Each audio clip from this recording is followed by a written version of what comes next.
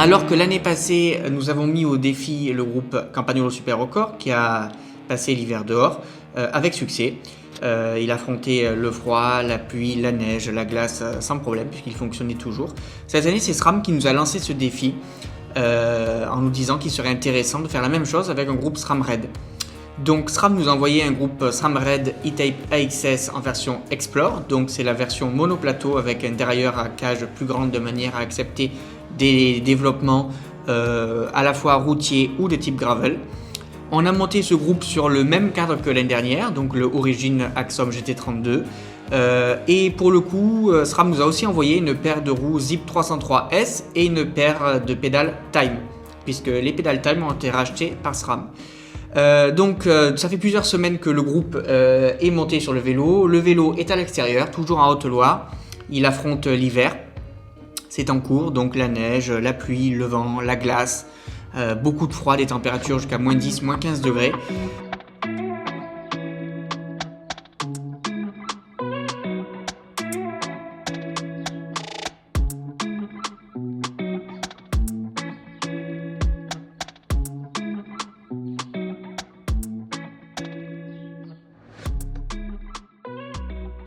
Alors vous vous demandez certainement ce que je vais faire avec ça. Simplement, on a perdu la clé. Alors ça fait plusieurs mois que le vélo est dehors. On a même prolongé. À l'origine, il devait passer juste l'hiver dehors pour tester la durabilité à la fois du groupe SRAM Red E-Type AXS, mais aussi des roues Zip 303S. Et comme l'hiver n'a pas été assez rude, il y a eu de la neige quand même, il a fait moins 10, moins 15, mais pas sur une longue période. On a décidé donc de prolonger ça jusqu'au printemps, jusqu'à aujourd'hui. Donc on est quel jour au final? On est le 15 avril. Et on va donc voir aujourd'hui ce qu'il en est après plusieurs mois à l'extérieur. Donc c'est la vérité, hein, on ne vous ment pas. Le vélo il est attaché, on a perdu la clé. Je vais découper la chaîne avec la disqueuse et on va voir si le groupe SRAM fonctionne toujours. On n'a pas chargé la batterie depuis, donc la batterie elle a été chargée à l'origine quand on a mis le vélo ici. Ça fait plusieurs mois qu'on n'a pas touché le vélo, on va voir si la batterie est toujours chargée. Si ce n'est pas le cas, on va la charger, on va en mettre une autre qui est chargée et on va voir si le vélo repart. On vous raconte ça. Allez, c'est parti.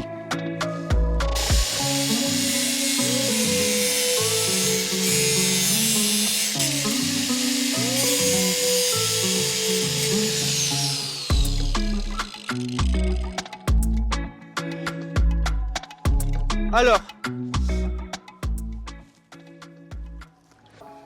oh, il est rempli d'eau. Il y a de l'eau quelque part, soit dans les roues, soit dans le cadre, mais j'entends de l'eau. C'est les roues. Les roues sont pleines d'eau. Non, ça reste souple, il n'y a pas de rouille. Non, c'est bon. C'est bon aussi. Allez, le dérailleur. Oh! Incroyable. Incroyable. La batterie s'est pas vidée. Incroyable. Je vous le mets dans le bon sens. Incroyable. Bon, on va aller rouler, hein. Ça a l'air bon. Bon, ça fait donc depuis décembre que le vélo est à l'extérieur. On a touché le vélo une fois depuis, c'était à Noël. Et depuis Noël, le vélo est resté dehors, on ne l'a pas touché, il n'a pas bougé. Il y a toujours de la batterie. Bon, c'est pas mal. C'est surprenant. C'est surprenant parce que pour rappel, on est à 1200 mètres d'altitude. On est en Auvergne. L'hiver n'a pas été autant rigoureux que celui de l'année dernière, mais il a quand même été rigoureux. Ça reste un hiver en montagne. Il a fait moins 10, moins 15 pendant quelques jours. Il y a eu pas mal de neige. On ne peut pas dire qu'il était au soleil. Et c'est pour ça que je suis surpris qu'il y ait encore de la batterie. Bon, voilà. Et puis surtout, il n'y a pas la moindre corrosion, ni sur les disques, ni sur la chaîne, ni sur la cassette. Mis à part le fait que les roues se sont remplies d'eau. Bon, ça c'est normal, on va dire. Même les pneus, ils ne se sont pas dégonflés. Oui, celui derrière, oui. Derrière, il n'y a plus rien. Par contre, devant le tubeless, il y a encore de l'air. Allez, je mets les chaussures, les gants et on va aller essayer ça.